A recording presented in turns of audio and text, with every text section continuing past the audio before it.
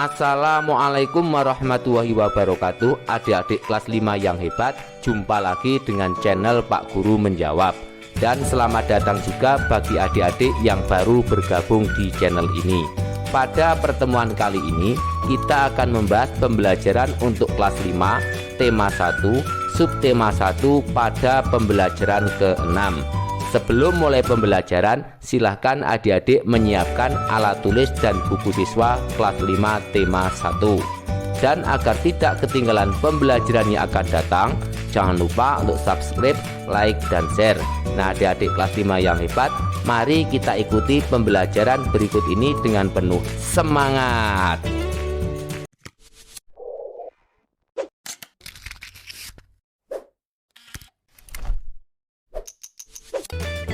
Adik-adik kelas 5 yang hebat, mari kita mulai pembelajaran hari ini. Bukalah buku siswa kelas 5 tema 1 subtema 1 pada pembelajaran ke-6 halaman 51. Hari menjelang sore, sudah saatnya Edo kembali ke rumah.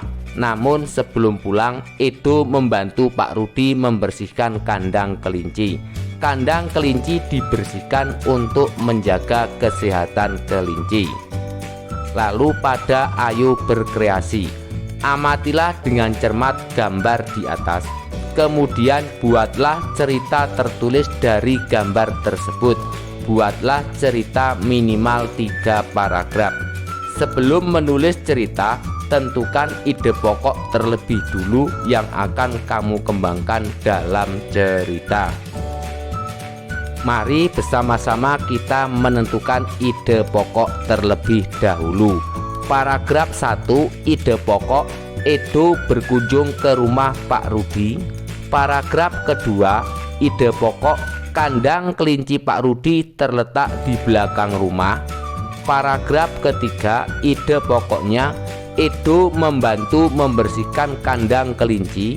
Paragraf keempat, ide pokoknya, Edo membersihkan sisa makanan kelinci. Dan paragraf kelima, ide pokoknya, kandang kelinci yang bersih menjadikan kelinci sehat. Selanjutnya, dari ide pokok tersebut kita akan membuat cerita pada kolom cerita halaman 52. Judul, membantu Pak Rudi membersihkan kandang kelinci. Edo berkunjung ke rumah Pak Rudi pada sore hari. Pak Rudi merupakan tetangga keluarga Edo. Rumah mereka berdekatan, hanya terpisah oleh jalan di kompleks perumahan. Keluarga Edo dan keluarga Pak Rudi bertetangga baik. Pak Rudi memelihara ternak kelinci yang dimasukkan dalam beberapa kandang. Kandang kelinci Pak Rudi terletak di belakang rumah. Kandang tersebut berisi beberapa ekor bibit kelinci dan beberapa anaknya. Kandang tersebut memiliki ukuran yang tidak terlalu besar. Kandang kelinci Pak Rudi bersih dan terawat dengan baik. Pak Rudi mengajak Edo melihat kandang kelincinya. Edo membantu membersihkan kandang kelinci. Sebelum membersihkan kandang kelinci, Edo mengambil keranjang yang ada di dekat kandang kelinci. Pak Rudi mengambil sapu lidi untuk menyapu bagian bawah kandang kelinci. Mereka berdua bersama-sama membersihkan kandang kelinci. Edo membersihkan sisa makanan kelinci. Sisa makanan kelinci berserakan di sekitar kandang kelinci. Edo memunguti sisa makanan tersebut dan memasukkannya ke dalam keranjang. Banyak sisa makanan kelinci yang dibersihkan oleh Edo. Setelah beberapa menit, akhirnya kegiatan membersihkan kandang kelinci pun selesai. Kandang kelinci yang bersih menjadikan kelinci sehat. Setelah dibersihkan, kandang kelinci tampak bersih. Tidak ada lagi sisa makanan yang berserakan. Kelinci-kelinci dalam kandang pun tampak senang. Ada kelinci yang berlari ke sana kemari. Ada pula yang asik memakan sayuran yang ada dalam kandang. Kemudian pada ayo membaca halaman 53. Pada pembelajaran sebelumnya, kamu telah mengetahui contoh hewan yang termasuk avertebrata, yakni siput. Berikut contoh lain hewan yang juga termasuk avertebrata, yakni kupu-kupu. Mari sama-sama kita membaca sebuah bacaan yang berjudul Gerak Kupu-kupu. Kupu-kupu adalah hewan yang lucu, warnanya indah dan menarik. Banyak orang menyukainya. Dia terbang dan hinggap pada bunga-bunga. Badannya kecil, namun memiliki sayap yang lebar. Sukakah kamu pada kupu-kupu?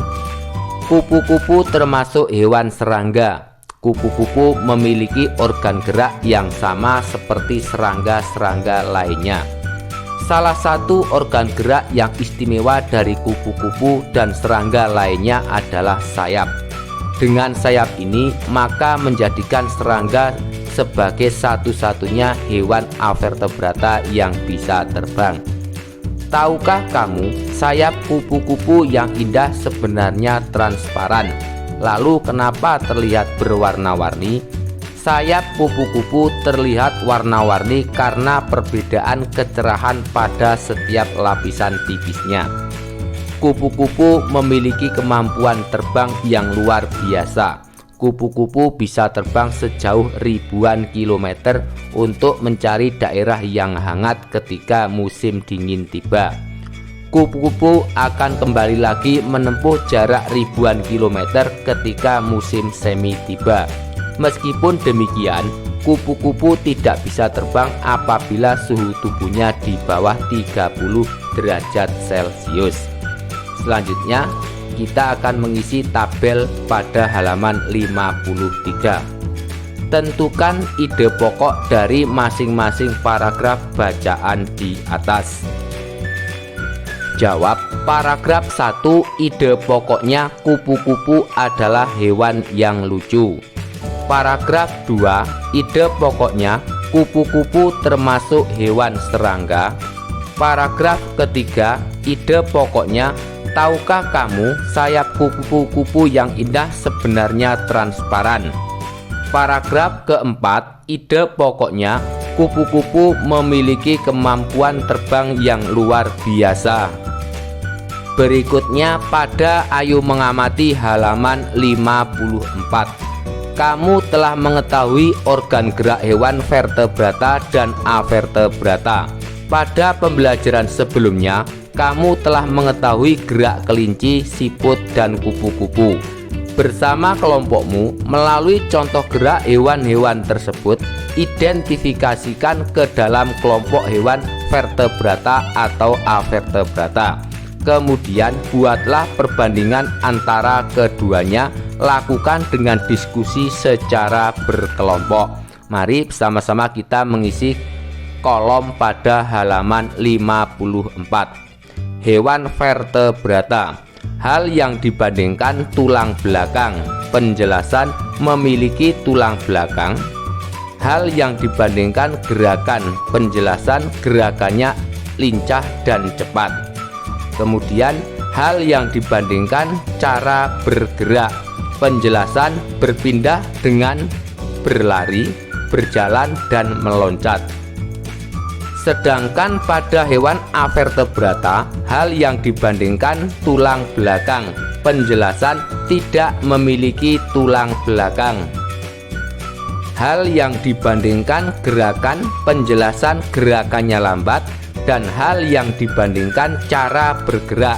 Penjelasan berpindah tempat seolah-olah merayap. Lalu ayo berkreasi. Presentasikan hasil perbandinganmu di depan guru dan teman-temanmu. Agar lebih menarik dan mudah dalam memahami, gunakan model sederhana dari binatang yang kamu presentasikan. Namun sebelumnya, buatlah model sederhananya sama seperti kegiatan pembelajaran sebelumnya. Kamu dapat membuat model sederhana dengan menggunakan bahan dari karton, kardus, plastisin, maupun kawat. Perhatikan contoh berikut.